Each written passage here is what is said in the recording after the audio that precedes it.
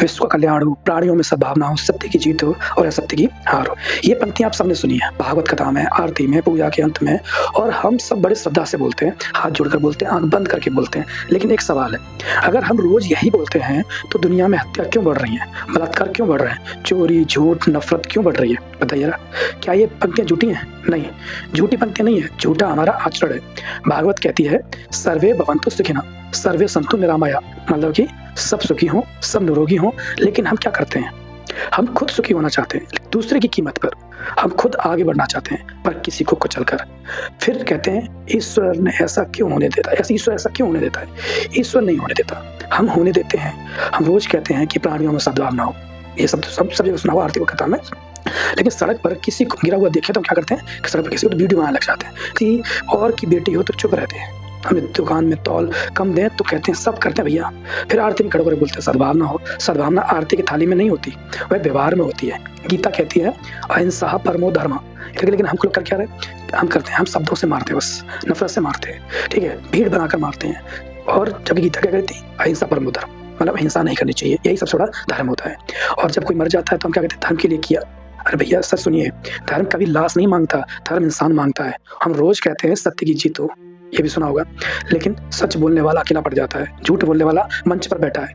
फिर कहते हैं सत्य जीतता क्यों नहीं भैया? क्योंकि हम सत्य को पूजा में रखते हैं, जीवन में नहीं रखते हैं। सिर्फ पूजने में सत्य देखते हैं कि अगर यही सत्य अगर जीवन में आ जाए ना तो भाग्य लगो। आपने ध्यान दिया है, हर कथा के अंत में, हर पूजा के बाद में, हर आरती के समय एक ही प्रार्थना होती है, आप देखते हो। लेकिन कोई ये नहीं पूछता आज मैंने क्या बदला जीवन में, आज मैंने किसका भला किया, आज मैंने किस अन्याय का विरोध किया। हम चाहते हैं दुनिया सुधरे, लेकिन हम ये नहीं चाहते कि हम सुधर जाएं पहले। सच ये है कि जब तक ये पंक्तियां सिर्फ मुंह से निकलती रहेंगी और हाथ दिमाग व्यवहार उल्टा चलता रहेगा, तब तक ना हत्या रुकेगी, ना बलात्कार रुकेगा, ना ये अन्याय रुकेगा। क्या मेरी बात सहमत हो? सहमत हो तो कमेंट कर में बताइएगा इस बात को। जो मैंने बात कही है उसमें कुछ भी झूठ हो तो बताना जरा।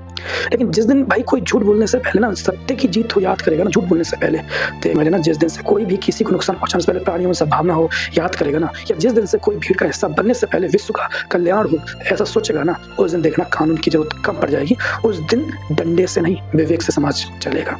धर्म का मतलब ना तो भैया ना चाहे पूजा है कि तुम पूजा पाठ करोगे, धर्म है, ठीक है, और ना ही तुम नारे लगाना होता है, और ना ही धर्म का मतलब होता है कि झूठ कम बोलते हैं भैया तुम धर्म निभा रहे हैं। तो असली धर्म का मतलब होता है कम झूठ बोलो, सही है, कम नफरत रखो, कम लालच रखो और ज्यादा इंसानियत रखो। अंत में बहुत सीधी सी बात कहूंगा कि अगर आप रोज ये पंक्तियां बोलते हैं लेकिन जीवन में इनका उपयोग नहीं करते हैं एक भी, तो आप प्रार्थना नहीं कर रहे हैं, आप सिर्फ एक आदत निभा रहे हैं। और जिस दिन हर इंसान बोलने के साथ साथ इन पंक्तियों को जीना शुरू कर देगा ना, उस दिन हत्या, बलात्कार, चोरी या मतलब खत्म हो जाएंगी, मतलब जड़ से कम तो ही जाएंगी बहुत हद तक, ठीक है, कि समाज खुद शर्मिंदा होगा। क्योंकि धर्म बोला नहीं जाता, धर्म जिया जाता है। ध्यान रखिएगा। फिर मिलते हैं नेक्स्ट वीडियो में, तब तक के लिए आप चैनल सब्सक्राइब कर लीजिए, लाइक कर दीजिए, वीडियो अच्छी लगी हो तो शेयर कर दीजिएगा, ठीक है।